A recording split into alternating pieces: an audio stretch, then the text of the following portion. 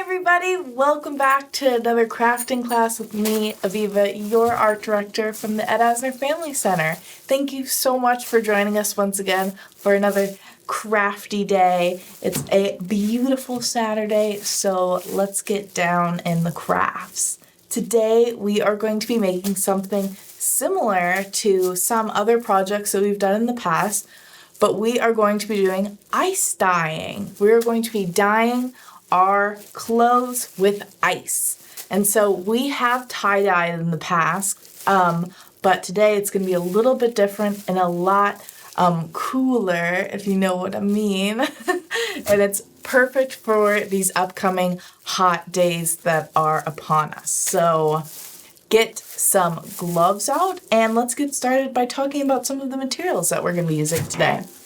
So to start, you are going to want a cotton t-shirt. It could also be like a tote bag or a pillowcase, a sheet if you'd like, if you're wanting to make like a tapestry, but anything cotton will really absorb all those beautiful colors the best.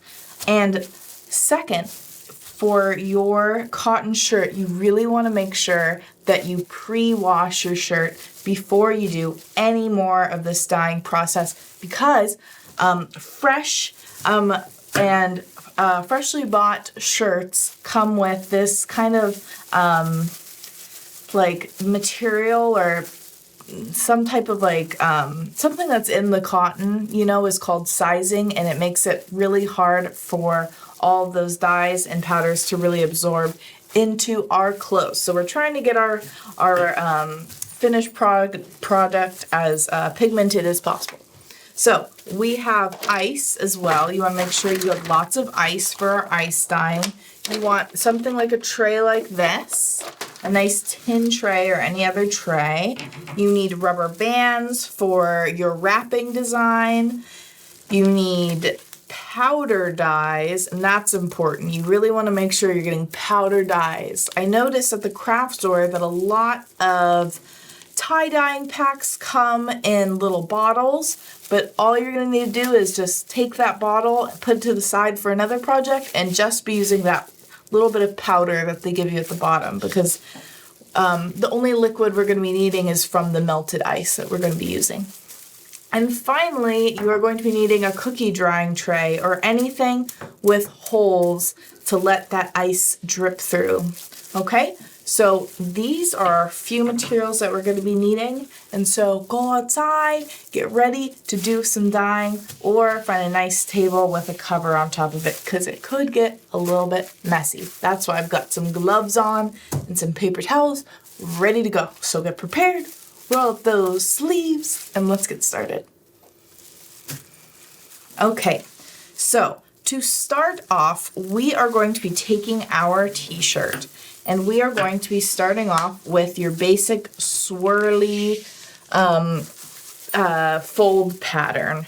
But what you want to keep in mind is that you can either get your shirt wet before you start your twisting process, or you can keep it dry, because no matter what, the ice will melt and make your t-shirt nice and damp. So I've noticed when you make it a little bit more damp, the colors do kind of blend together a little bit more, but if you want more of like a cool splotchy tie-dye, you want to keep it dry, just like how this one is. So to make that classic swirl tie-dye, what you're going to do is you want to make sure your rubber bands are on deck, super close by, and you are going to start by finding the middle of your shirt. That's like about where your belly button is, and you are going to pinch it. Let's get a good hold on here. Pinch it and start to twist. And you can see that as I twist, a little star starts to emerge, and we are trying to keep those folds in a fan-like pattern. So we're twisting and we're just kind of helping out those folds kind of keep their little fan-like position. So we're twisting and also bringing the fabric around, kind of helping it out once we get to like about this spot here. So now that we've got a nice spiral going, we want to kind of grab it like this, and we can start with our first rubber band. So don't worry about these little flappy edges, because we will kind of, it's really a process. You just kind of want to make sure that it's tight. Even if it's not a perfect swirl, you'll still have a beautiful spiral because of that beginning twist that we did. So I'm just squeezing the edges as I bring my rubber band around. And then doing the same thing, just crossing it over. So your rubber bands should look kind of like a pizza at the end.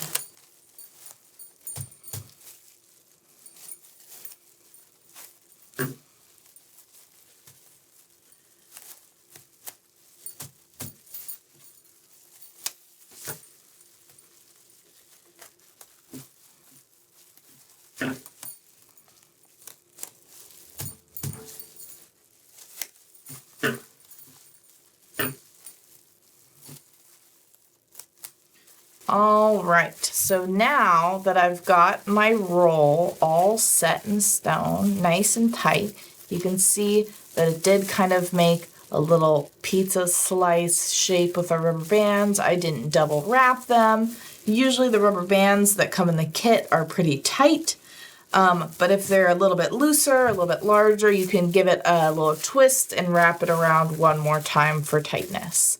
So you can see these beautiful folds that'll really help us out make that spiral pattern. Okay, so now for the fun part. What we are going to do is we are going to move our rubber bands out of the way, and we are going to take our tray. I've got 2 trays here. And what we're going to do is you take your cookie drying sheet and you're going to lay it on top of your tin or your tray, and you're going to just place it right in the middle, and we are going to be adding our ice. So I'm just placing my ice on top of my fabric here. I noticed when the fabric is wet, sometimes the ice kind of sticks to the fabric as well.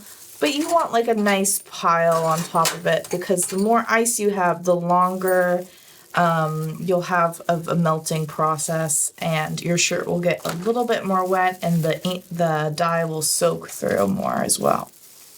So this is just a good idea of showing we want most of the edges covered, but this is what it should look like. I have some ice left over that we can use for a different shirt. And now, this is the part I love.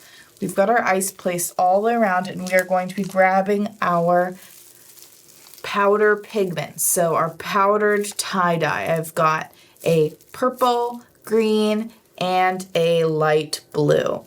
So we are going to start with our lightest colors to dark. You can do it in any kind of order that you'd like, but we are just going to be adding them all over our ice. So you can do it in sections. If you want more of like an ombre effect, like dark to light, you can start only green on one part and go on to like other colors as you go, but I'm just kind of going for it because I love the way it looks when all these colors mix together.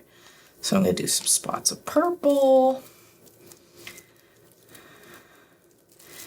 And then finishing it off with this bluish kind of color. So this one hopefully will look like a nice aqua undersea t-shirt. And you can see underneath it's already starting to drip and dye through. So now all you're going to want to do is take your tray from underneath. If you need a helper, feel free to go get some helping hands and help you bring this outside to a nice sunny spot and let the ice do the work for you, because once that ice kind of drips through, we will have a beautiful finished result. Now that all of the ice has melted, you can see that all of that beautiful dark blue dye ice melt is all inside of our tray, as you can see. And our shirt has almost fully soaked through. Sometimes if you still see a little bit of powder on the top of your t-shirt after all the ice is melted, you can give it a little bit of a spray with some water to help that dye soak through a little bit more. But all of these little extra powdery bits will come out in the wash. So with your gloves, we can see this final result. This is the best part in my eyes. So what we are going to do is on a nice clean surface, protected surface, we're going to start to take our rubber bands off. There's also a type of fixative, like a liquid that you can put on your shirt beforehand too, that really helps the dye stay in and make your dye be a little bit more pigmented after a few washes. But we're keeping it simple today. All right, the big reveal. Ooh, ooh, wow. What do you guys think? Wow, look at those colors. And you can see those spots that still have some of that pigment powder are even darker than some of the rest. Look at the bottom here, like ice caps. It's so pretty. Should we look at the back? Wow! Oh my gosh, it's making me dizzy. It's so beautiful. Oh my gosh, I can't wait to wear this. This is so beautiful.